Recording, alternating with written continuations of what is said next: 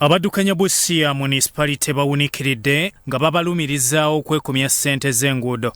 Gavumenti erina entegeka mweweera buli gavumenti ey'ekitundu shillings akawumbi kamu okukola enguudo, naye mu Busia abazeeriira basoose mu lukiiko okulaga wa ssente we zibulira ezisindikiddwa okukola emirimu ng'emyala gijjula ettaka n'emirala obutazimbibwa okusinziira ku Hamida Rashida.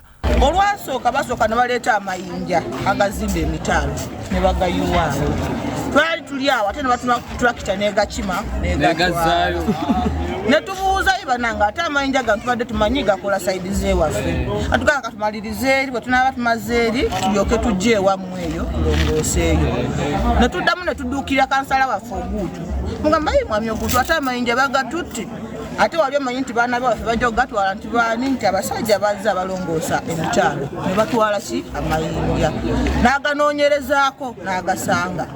Ku Busia Border Primary School gye bakubye olukiiko okwetegereza enkola y'emirimu ng'omubaka John Mulimba owa Samia Bugwe County North yazze n'abavudde mu State House ne balambula abakulu bye bagamba bye bakola mu ssente.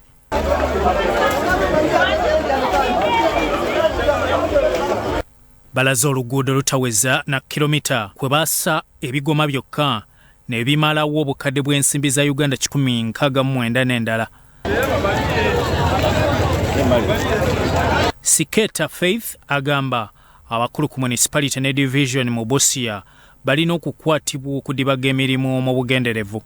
Naye ssente abantu beetuukirwako tebagikozesa bulungi. Ekintu ekisookerako ddala town clerk.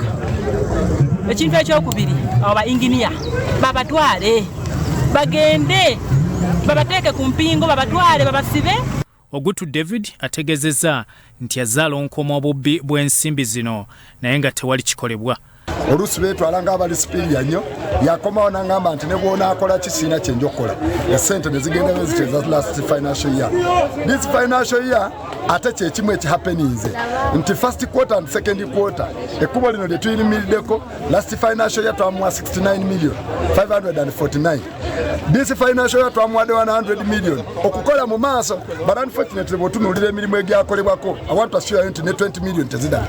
Samuel Sebikali okuva mu State House ategezeza nti bonna banokoddwayo mu vulugu ono babakwasiza poliisi. We have done a special audit and we have seen some glaring issues.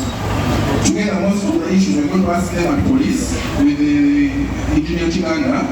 So just one of those are the things that we did have.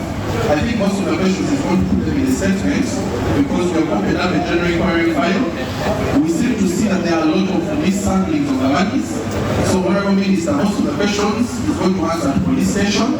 Kiganda Farouk, engineer wa Busia municipality, bamusabye okunnyonnyola ku nguudo n'anywa ku mazzi.